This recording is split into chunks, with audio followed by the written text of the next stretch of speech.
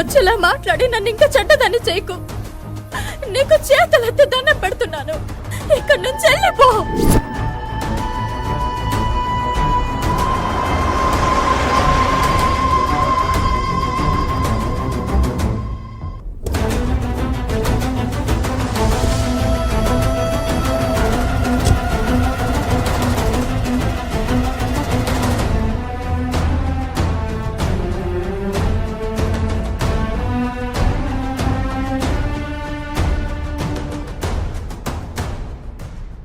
అత్తయ్య,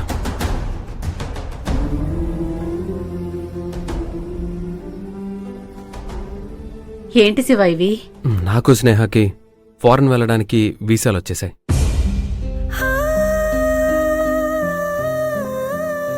చాలా సంతోషం శివ. చిన్నప్పటి నుండి నువ్వు కన్న కలలు నెరవేరబోతున్నాయి. ఎలా వెళ్ళమంటావమ్మా? ఇప్పుడు కావేరి జీవితం తెగిన గాలిపటంలా ఉంది. నువ్వేమో తన మీద బెంగతో ఉన్నావు. ఈ పరిస్థితుల్లో మిమ్మల్ని వదిలి వెళ్లాలనిపించడం లేదమ్మా. అవునత్తయ్య, నేను కూడా అదే అనుకుంటున్నాను. మేం ఫారెన్ వెళ్ళడాన్ని పోస్ట్పోన్ చేద్దాం అనుకుంటున్నాను. వద్దు శివ, ఇన్నాళ్లకి నీకొక మంచి అవకాశం వచ్చింది. దాన్ని మా గురించి ఆలోచించి పాడు చేసుకోవద్దు. కానీ అత్తయ్య, కావేరి గురించి మర్చిపోయావా? తను చిన్నప్పుడే మన కుటుంబం కోసం ఎంతో చేసింది. నువ్వు చదువుకునేలా చేసింది, మేం ధైర్యంగా బ్రతికేలా చేసింది. అలాంటి కావేరికి తన కాపురాన్ని చక్కదిద్దుకోవడం తెలీదా చెప్పు? నాకు కావేరి గురించి తెలుసు, తనంత సమర్థురాలో కూడా తెలుసు. కానీ తనెంత కష్టంలో ఉండగా మాకు వదిలి వెళ్ళడానికి మనసు రావటం లేదు. కావేరి నువ్వు పెద్ద డాక్టర్వి కావాలని, గొప్ప పేరు తెచ్చుకోవాలని కలలు కన్నది. ఇప్పుడు నువ్వు తన గురించి ఆలోచించి ఫారెన్ వెళ్లడం లేదని తెలిస్తే చాలా బాధపడుతుంది. కానీ అమ్మా, మీరింకేం మాట్లాడొద్దు. ప్రయాణానికి అన్నీ సిద్ధం చేసుకోండి. కావేరి తన సమస్యల నుంచి ఖచ్చితంగా బయటపడుతుంది. మీ ప్రయాణానికి ఏర్పాట్లు చేసుకోండి. వెళ్ళండి.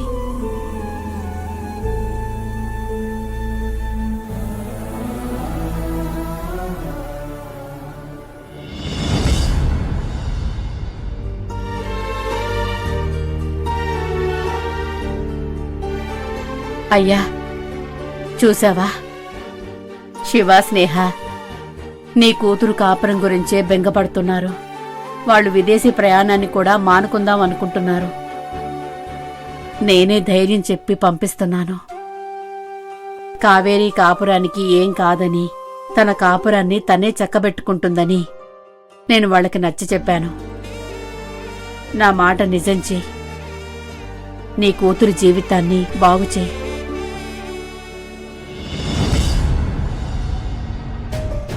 డాక్టర్ గారు, మీకోసం నేను 10 రోజుల నుండి వెతుకుతున్నాను. మీరు ఊరెళ్ళి ఇప్పుడే వచ్చారని తెలిసింది. అవునమ్మా, ఊరు నుంచి ఇందాకే వచ్చాను.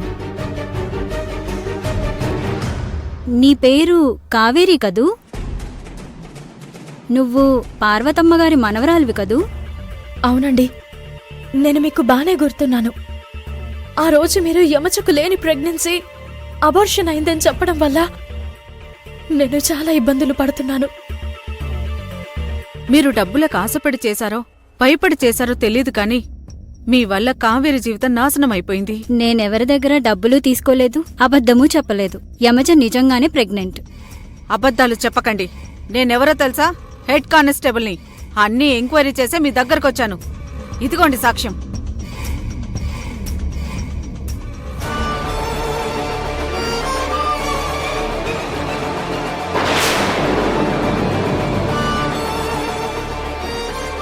అలా అకౌంట్లో నుంచి మీ అకౌంట్లోకి 5 లక్షలు ట్రాన్స్ఫర్ అయ్యాయి.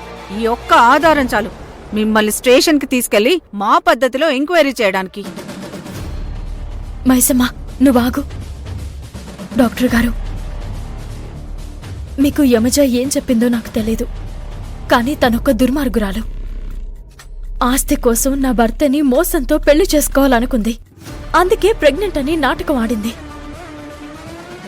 మీరు యమజని కాపాడాను అని అనుకుంటున్నారు, కానీ తన వల్ల నా జీవితం నాశనం అయిపోతుంది. నేను నా భర్త ఎప్పటికీ కలవలేమేమోనని భయం వేస్తుంది. ఈ సాక్ష్యాలు చూపించి మిమ్మల్ని భయపెట్టాలనో బెదిరించాలనో మేము రాలేదు. మీరు చేసిన పని మాకు తెలుసు అని చెప్పడానికే వీటిని తెప్పించాను. ఒక ఆడదాని మనసు మరో ఆడదే అర్థం చేసుకోగలదు అంటారు. నా బాధ అర్థం చేసుకోండి. నా భర్త నుంచి నన్ను విడదీయకండి ప్లీజ్. మీకు నిజంగా మనస్సాక్షి ఉంటే నా భర్త ముందు నిజం చెప్పండి, లేదా ఇదిగో మీ సాక్ష్యాలు. మిమ్మల్ని ఇబ్బంది పెట్టే ఉద్దేశం నాకు లేదు. పదమైసమ్మా. ఆగు కావేరి, నేను వచ్చి నిజం చెప్తాను. ఆ యమజ ఆట కట్టిద్దాం. Thanks doctor.